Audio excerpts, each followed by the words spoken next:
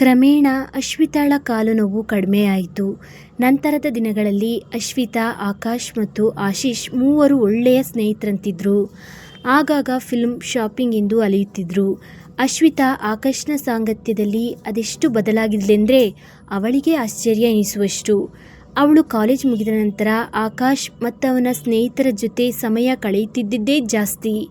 ಅಂದು ಪವಿತ್ರಳ birthday. Class ಮುಗಿದಿದ್ದೇ ಪವಿತ್ರ, ಇಂದು ನನ್ನ party, ಎಲ್ಲರೂ ಬರ್ತಿದ್ದೀರಿ ಓಕೆ ಎಂದು ಘೋಷಿಸಿದಳು. ಅಯ್ಯೋ, ನಾವೆಲ್ಲ ರೆಡಿ, ಬಟ್ ಅಶ್ವಿತಾ ಮೇಡಮ್ ಬರ್ತಾರೋ ಇಲ್ವೋ ಕೇಳಿ, ಅವರಂತೂ ಈಗ ಅವ್ರ ಬಾಯ್ ಫ್ರೆಂಡ್ ಜೊತೆ ಫುಲ್ ಬ್ಯುಸಿಯಾಗಿದ್ದಾರೆ ಎಂದಳು ಲಾವಣ್ಯ.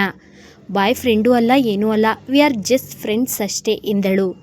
ಹಾಗಾದರೆ ನಾನು ಲೈನ್ ಹಾಕ್ಲಾ ಎಂದು ಕಣ್ಣು ಮಿಟುಕಿಸುತ್ತಾ ಕೇಳಿದ ರಶ್ಮಿಗೆ, ಮೊದಲು ನಿನ್ನ ರೆಕಾರ್ಡ್ ಬುಕ್ಕಲ್ಲಿ ಲೈನ್ ಹಾಕು, ನಂತರ ಅವನಿಗೆ ಹಾಕುವಿಯಂತೆ ಎನ್ನುತ್ತಾ ಆ ವಿಷಯವನ್ನು ಸಮಾಪ್ತಿಗೊಳಿಸಿದಳು ಅಶ್ವಿತಾ. ಅವರೆಲ್ಲರೂ ಬಾಯ್ ಫ್ರೆಂಡ್ ಎಂದಿದ್ದು ಮನಸ್ಸಿಗೇನೋ ಮುದ ನೀಡಿತು. ಕ್ಲಾಸ್ ಮುಗಿಯುತ್ತಿದ್ದಂತೆಯೇ ಎಲ್ಲರೂ ಕಾಯಂ ಪಾರ್ಟಿ ಪ್ಲೇಸ್ ಅಂಜಲಿ ಕಾರ್ನರ್ನಲ್ಲಿ ಜಮಾಯಿಸಿದರು. ಇತ್ತ ಅಶ್ವಿತಾ ಕಾಲೇಜಿನಲ್ಲಿ ಎಲ್ಲೂ ಕಾಣಿಸ್ತಿದ್ದಾಗ ಆಕಾಶ್ ಅವಳಿಗೆ ಕಾಲ್ ಮಾಡ್ತಿದ್ದ.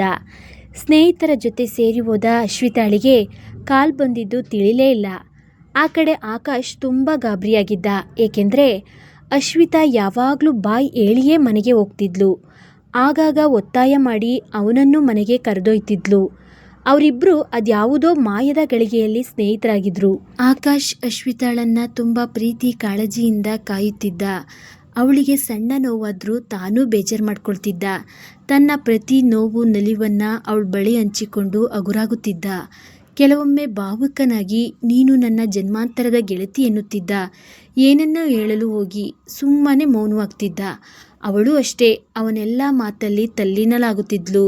ಆದರೆ ಅವನು ಓದ್ ಮುಗಿಸಿ ಊರಿಗೆ ಹೋಗುತ್ತೇನೆ ಎನ್ನುವುದನ್ನು ಮಾತ್ರ ವಿರೋಧಿಸುತ್ತಿದ್ದಳು. ಅಷ್ಟೆಲ್ಲ ಹಚ್ಚಿಕೊಂಡ ಹುಡುಗನನ್ನು ಅದೇಕೋ ಅವಳಿಂದು ಮರೆತು ಬಿಟ್ಟಿದ್ಲು. ಪಾರ್ಟಿ ಮುಗಿಸಿ ಸೀದಾ ಮನೆಗೆ ಬಂದಾಗ ಅನುರಾಧ ಅವರು, ಎಲ್ಲೋಗಿದ್ದೆ? ಆಕಾಶ್ 2 ಬಾರಿ ಕಾಲ್ ಮಾಡಿದ್ದ, ನೀನು ಬಂದಿದೀಯಾ ಮನೆಗೆ ಅಂತ ಕೇಳೋಕ್ಕೆ. ಅವನಿಗೊಂದು ಕಾಲ್ ಮಾಡು ಎಂದಾಗ ಅಶ್ವಿತಾಳಿಗೆ ತನ್ನ ತಪ್ಪಿನ ಅರಿವಾಯಿತು. ಗಡಬಡಿಸಿ ಮೊಬೈಲ್ ತೆಗೆದು ನೋಡಿದರೆ 8 ಮಿಸ್ ಕಾಲ್, 5 ಮೆಸೇಜ್, ಎಲ್ಲವೂ ಆಕಾಶ್ನದ್ದೇ. ತಿರುಗಿ ಕರೆ ಮಾಡಿದ ತಕ್ಷಣ ಆಕಾಶ್ ರಿಸೀವ್ ಮಾಡಿ, ಅಶು, ವೇರ್ ಆರ್ ಯು? ಏನು ಪ್ರಾಬ್ಲಮ್ ಇಲ್ಲ ತಾನೇ? ಯಾಕೆ ಕಾಲ್ ಪಿಕ್ ಮಾಡಿಲ್ಲ? ಒಂದೇ ಉಸಿರಲ್ಲಿ ಕೇಳುತ್ತಿದ್ದ ಆಕಾಶ್. ಏನು ಪ್ರಾಬ್ಲಮ್ ಆಗಿಲ್ಲ, ಪಾರ್ಟಿಗೆ ಹೋಗಿದ್ದೆ ಎಂದು ರಾಗ ಎಳೆದ್ಲು. ಹೋಗೋದಕ್ಕೇನು ರೋಗ ನಿಂಗೆ? ನಾನೆಷ್ಟು ಟೆನ್ಷನ್ ಆಗಿದ್ದೆ ಗೊತ್ತಾ?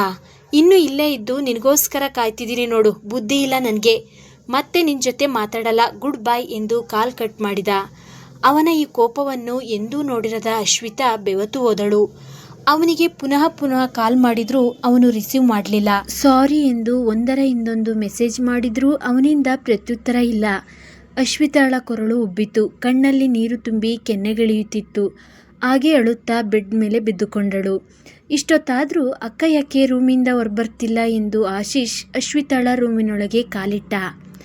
ಅಕ್ಕನ ಮುಖ ಕಂಡು ಆಶೀಶ್ಗೂ ಗಾಬರಿಯಾಯಿತು. ಏನಾಯಿತು, ಏನಾದರೂ ಪ್ರಾಬ್ಲಮ್ಮಾ ಕಾಲೇಜಲ್ಲಿ ಎಂದು ಕೇಳಿದ.